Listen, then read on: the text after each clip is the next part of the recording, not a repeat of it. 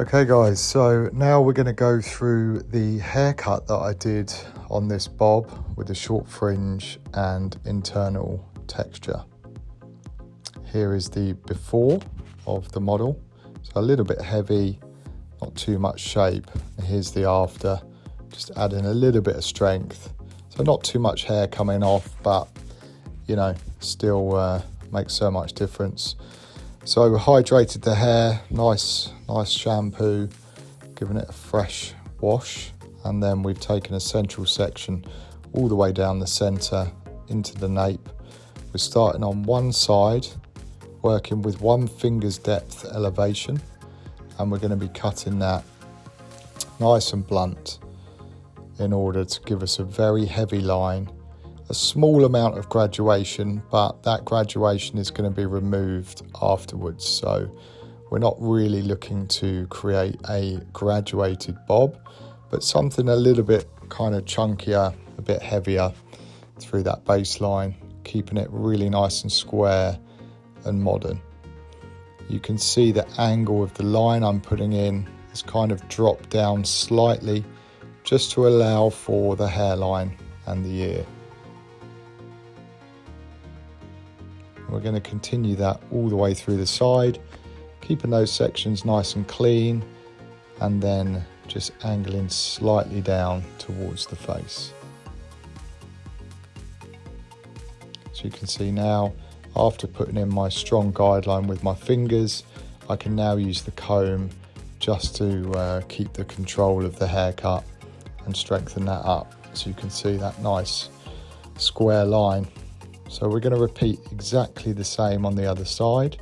Again, starting from the nape, following my guide from the other side, and then putting in that strong line in order to build that foundation shape into the sides. Just going to check my balance at this point.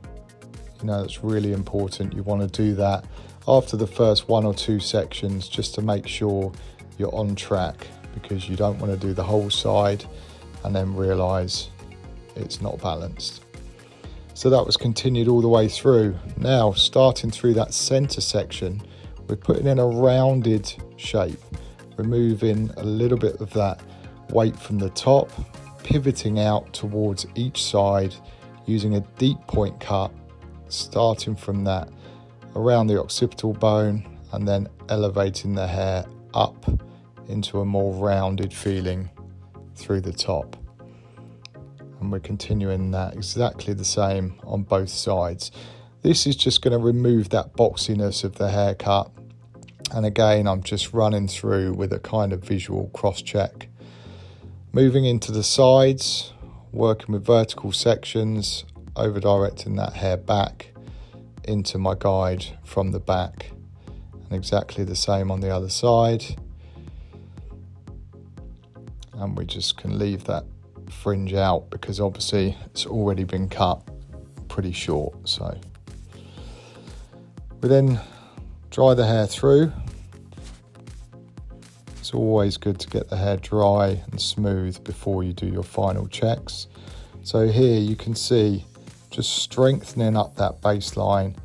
So there's a tiny bit of graduation on there, obviously from the 1 finger's depth cutting technique, but now removing any of that excess graduation, and then again just with the little clippers just removing any of the fluff on the underneath, allowing me to create this super strong sharp baseline which keeps it looking really modern.